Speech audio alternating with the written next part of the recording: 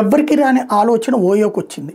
ఇదివరకటి రోజుల్లో ఏదన్నా ఊరు పోతే నేను బాగా ఈ క్యాంపులు విపరీతంగా తిరిగేవాడిని. టీవీ9లో ఉన్నప్పుడు, జెమినీలో ఉన్నప్పుడు, జెమినీలో ఉన్నప్పుడు బస్సుల్లో, అంటే ఫస్ట్ తేజాలో ఉన్నప్పుడు, తర్వాత టీవీ9లో ఉన్నప్పుడు, ఆ తర్వాత జెమినీలోకి వచ్చినప్పుడు వెహికల్స్తో పోతుండేవాళ్ళం క్యాంపుల కోసం. వెళ్ళినప్పుడల్లా కూడా ఆ ఊరికి పోయినప్పుడు అక్కడ ఏదో ఒక హోటల్లో దిగాలి, ఏది మంచి హోటల్ కనుక్కోవాలి.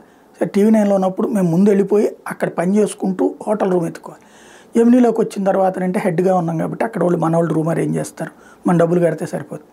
ఈ టీవీ9లో అప్పుడు ఏ ఊళ్ళు తిరగడం మామూలుగా నెలకు 5,000 కిలోమీటర్లు తిరిగేవాడిని.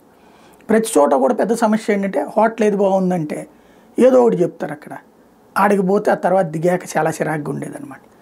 అట్లాగుండేది. అట్లాంటిది ఇప్పుడు ఒక యాప్ ఎక్కడ తక్కువ ఉంటుంది, ఎక్కడ ఎక్కువ ఉంటుంది, ఎక్కడ ఏ ఫెసిలిటీస్ ఉన్నాయి విత్ ఫొటోసు, ఎంత దూరం ఉంది మనకు కావాలనుకున్న ప్లేస్కి, ఇదంతా ఓయో ద్వారా వచ్చింది. ఆ రోజుల్లో ఇది ఉండుంటే చాలా హ్యాపీగా పనిచేసుకునేవాళ్ళు. ఓయో రూమ్ అంటే అమ్మాయిని పడుకోబెట్టడానికో, గర్ల్ ఫ్రెండ్స్ని తీసుకెళ్ళడానికో కొంతమంది చేసి ఉండొచ్చు ముందు. బట్ రూము ఈజీగా తక్కువ ధరకి డిస్కౌంట్లో కూడా దొరికేటటువంటిది ఓయోని. ఆ ఇంపాక్ట్ అయితే బాగా పనిచేసింది.